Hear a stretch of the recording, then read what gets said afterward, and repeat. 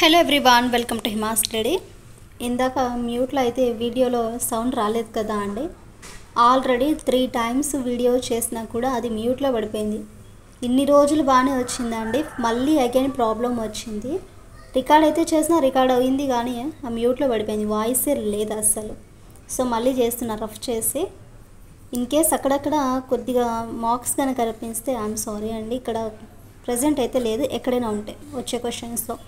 సరే, మరి ఇవాళ టాపిక్ వచ్చేసి మనకు సోషల్ మెథడాలజీతో ద మోస్ట్ ఇంపార్టెంట్ టాపిక్ ఏంటి మనకి, సాంఘిక శాస్త్ర ఉద్దేశాలు, లక్ష్యాలు, విద్యా ప్రమాణాలు. ఈ లెసన్కి సంబంధించిన 40 టాప్ బిట్స్ అయితే ఉన్నాయి.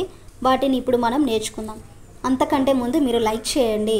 వీడియోస్ అయితే చూస్తున్నారు, ప్రతిదీ కూడా కష్టమే అండి. ఇక్కడ అది 5 minutes కానీ 10 minutes కానీ 1 hour 2 hours ఏ వీడియో చేసినా కూడా అందరికీ వారికి తగిన కష్టం అనేది ఉంటుంది.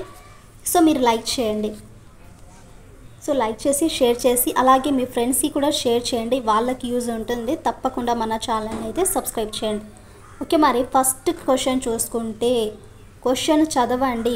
క్వశ్చన్ బాగా చదివిన తర్వాత ఆన్సర్ చేయండి. అలాగే మీకు ఈరోజు ఒక టాస్క్ అయితే పెడుతున్నానండి. కామెంట్ బాక్స్లో ఆన్సర్స్ ఎవరైతే ఇస్తారో వాటిని అయితే చూద్దాము, ఎవరు చూస్తున్నారో లేదో అనేసి. ఉద్దేశాలు దీని ప్రకారం ఉంటాయి. ఫస్ట్ క్వశ్చన్ ఏంటి, ఉద్దేశాలు దీని ప్రకారం ఉంటాయి.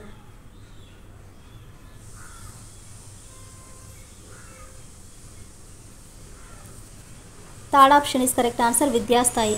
నెక్స్ట్ సెకండ్ క్వశ్చన్ చూడండి, ఒక పనిని ఎందుకు చేయాలి, పని చేయడం వల్ల మనకి ఏమి లాభం అని నిర్ణయించేది ఏంటి?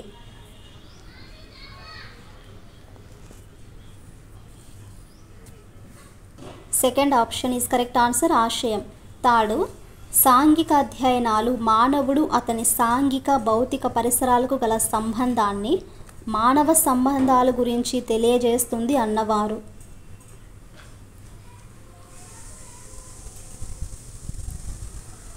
First option is correct answer, John Lee Michaels. Fourth question, ఏ గ్రీకు తత్వవేత్త తన రిపబ్లిక్ అనే పుస్తకంలో విద్యా మానవుని శారీరక మానసిక అభివృద్ధికి దోహదం చేయాలనేసి చెప్పారు?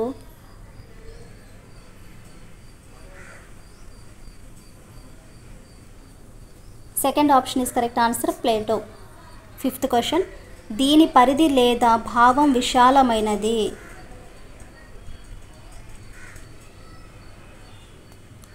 First option is correct answer, ఆశయం. క్వశ్చన్ నెంబర్ 6, ఒక ప్రత్యేకమైన అంశానికి సంబంధించినది. కమాన్ ఆన్సర్ చేయండి.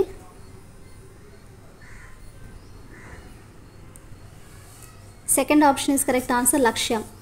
సెవెంత్, విద్యా విధానం విద్యా లక్ష్యాల వైపు పయనిస్తున్నప్పుడు ఆ మార్గంలో ఆచరణ ద్వారా సాధించగలిగే స్థాయిని సూచించే బిందువును ఇలా పిలుస్తారు.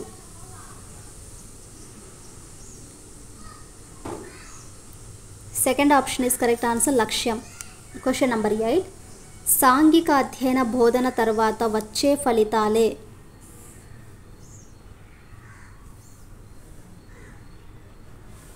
First option is correct answer, విలువలు.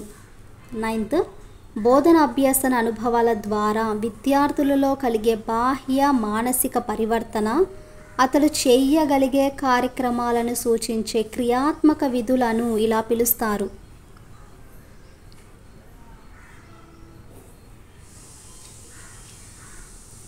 Fourth option is correct answer, స్పష్టీకరణలు. 10th, విద్యా విధానంలో మార్గదర్శకత్వం వహించేవి క్రింది వాటిలో.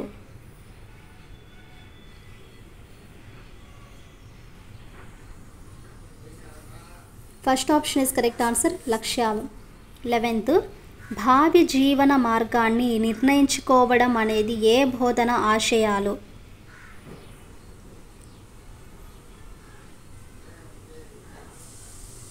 Fourth option is correct answer, అర్థశాస్త్ర బోధన ఆశయాలు.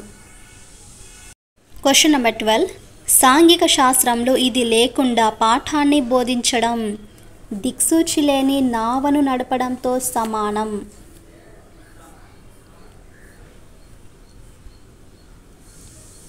First option is correct answer, లక్ష్యం. 13, పక్క పటంలో చూపించిన దానిని గుర్తించండి. ఇందులో మనకు ఒకటి మిస్ అయిందండి, దానిని ఐడెంటిఫై చేయాలి. Second option is correct answer. అభ్యసన అనుభవాలు. అభ్యసన అనుభవాలు అనేది ఇక్కడ లేదు. Next question number 14.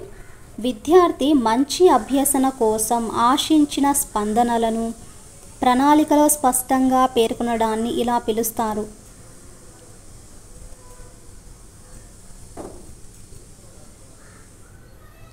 Third option is correct answer. స్పష్టీకరణలు. థింక్ చేయండి, థింక్ చేసి మనకు ఆన్సర్ ఏదనేది కింద కామెంట్లో అయితే చెప్పండి. 15. అభినందన అనే లక్ష్యం ఈ రంగానికి సంబంధించినది.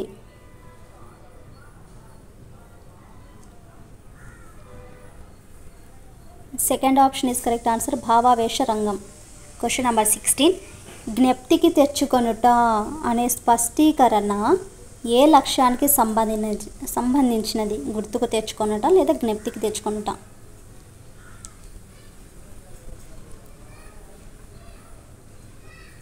First option is correct answer. జ్ఞాన లక్ష్యం. Question number 17. గుర్తించుట అనే స్పష్టీకరణ ఏ లక్ష్యానికి చెందినది?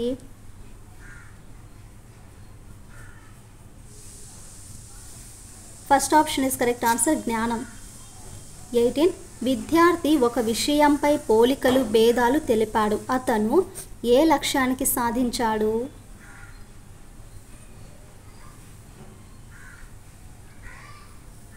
Second option is correct answer. అవగాహన. 19. విద్యార్థి ఒక సమస్యను విశ్లేషించి దాని కీలకమైన అంశాలను గుర్తించాడు. అయినా అతడు సాధించిన లక్ష్యం?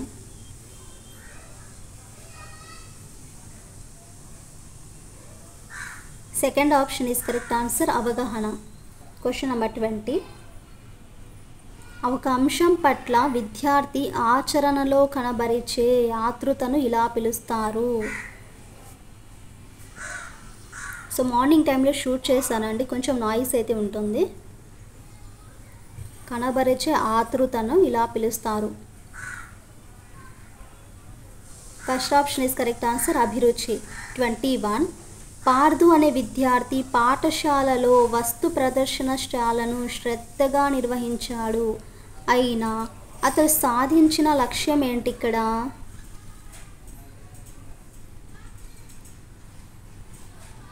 Second option is correct answer. అభిరుచి. 22.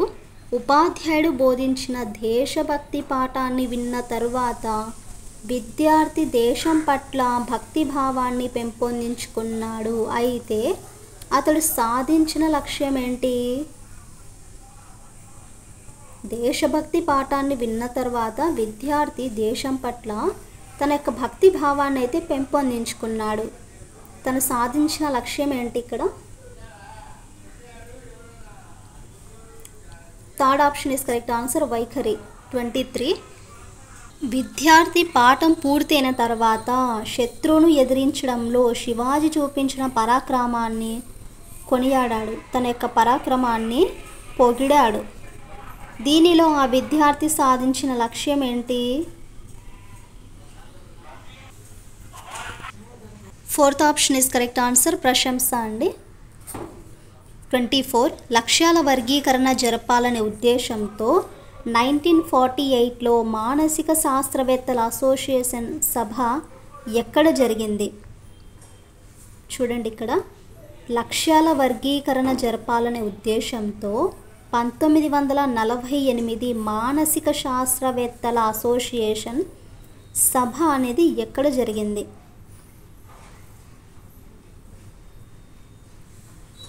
Second option is correct answer. Boston. 25. విద్యా లక్ష్యాలకు సంబంధించి జ్ఞానాత్మక రంగంలో కృషి చేసిన వారు. ఇంత ఈజీ క్వశ్చన్ కదా.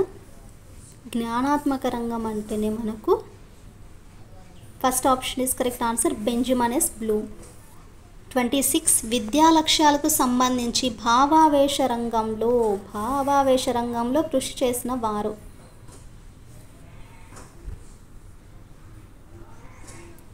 Second option is correct answer. David R Krathwohl. ఇది కూడా ఈజీనే. 27 ఎలిజబెత్ సిప్సన్, ఆర్హెచ్ దవే మరియు హౌరో మొదలైన వారు కృషి చేసిన రంగం.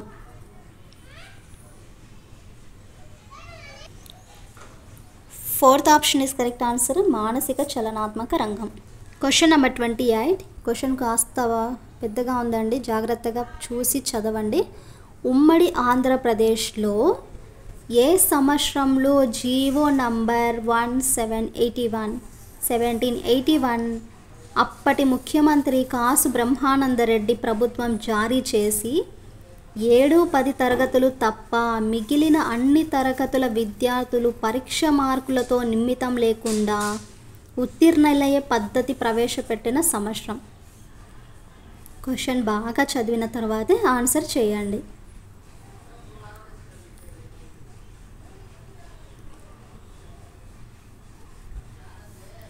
Second option is correct answer, 1971. 29 అభ్యసనం అర్థవంతంగాను సంతృప్తికరంగాను ఉండాలంటే ఉపాధ్యాయుడు దీనిని ఉపయోగించాలి.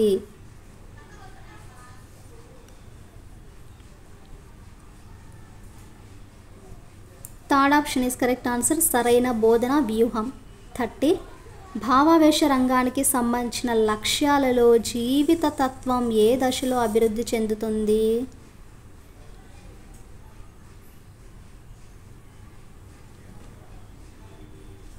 Third option is correct answer, వ్యవస్థాపన.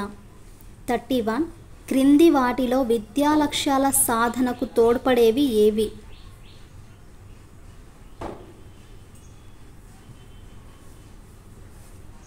Third option is correct answer, బోధనా లక్ష్యాలు.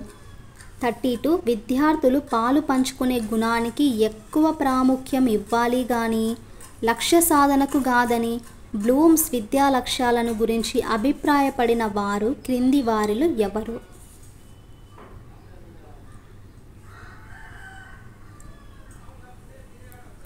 Second option is correct answer, ఆన్వెల్. 33 విలువల వర్గీకరణలో స్పష్టత సంతృప్తి లేదు అని బ్లూమ్స్ విద్యా లక్ష్యాలను గూర్చి అన్నవారు?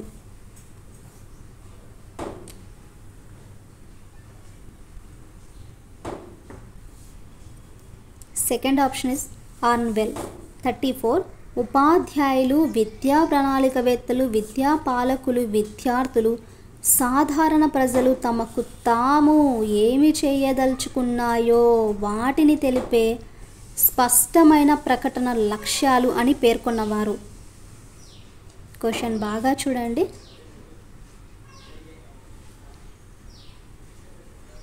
First option is correct answer, ఆన్స్టీన్ హాన్కిన్స్. 35 సమర్థవంతంగా సమాచారాన్ని అందించగలిగి బోధనా ఉద్దేశాన్ని స్పష్టమైన అభ్యసన ఫలితంగాను ప్రవర్తన మార్పుగాను తెలియజేయగలిగేది అర్థవంతమైన లక్ష్యం పరమావధి అని ప్రకటించిన వారు?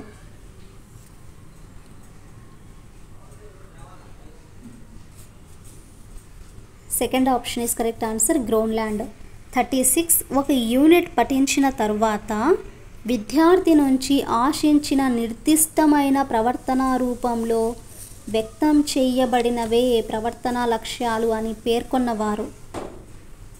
ఒక యూనిట్ పఠించిన తర్వాత విద్యార్థి నుంచి ఆశించిన నిర్దిష్టమైన ప్రవర్తన రూపంలో వ్యక్తం చేయబడినవే ప్రవర్తన లక్ష్యాలు అని చెప్పినవారు?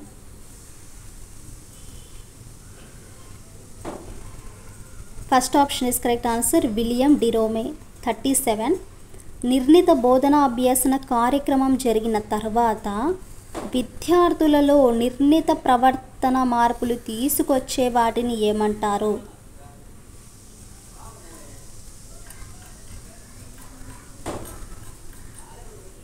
First option is correct answer, అభ్యసన లక్ష్యం. 38 జ్ఞానం వ్యక్తిగతమైనది, ఇది బదలాయింపు సంకుచిత పరిధాటిన విశ్వజనీయమైనది అని పేర్కొన్నది?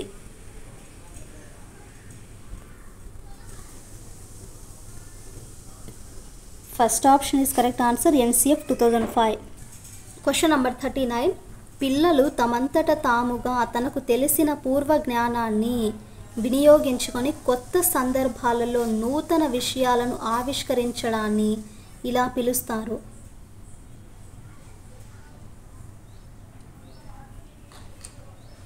Second option is correct answer. జ్ఞాన నిర్మాణం.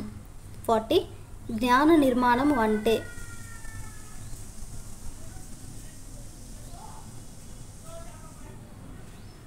Third option is correct answer. అభ్యసనం. ఇవి ఫ్రెండ్స్ ఈ లెసన్కి సంబంధించిన టాప్ 40 బిట్స్ అయితే. ఈ 40 బిట్స్లో మీరు ఎన్ని చేశారో కింద కామెంట్ అయితే చేయండి. అలాగే క్లాస్ ఏ విధంగా అనిపించిందో ఖచ్చితంగా కామెంట్ అయితే చేయండి.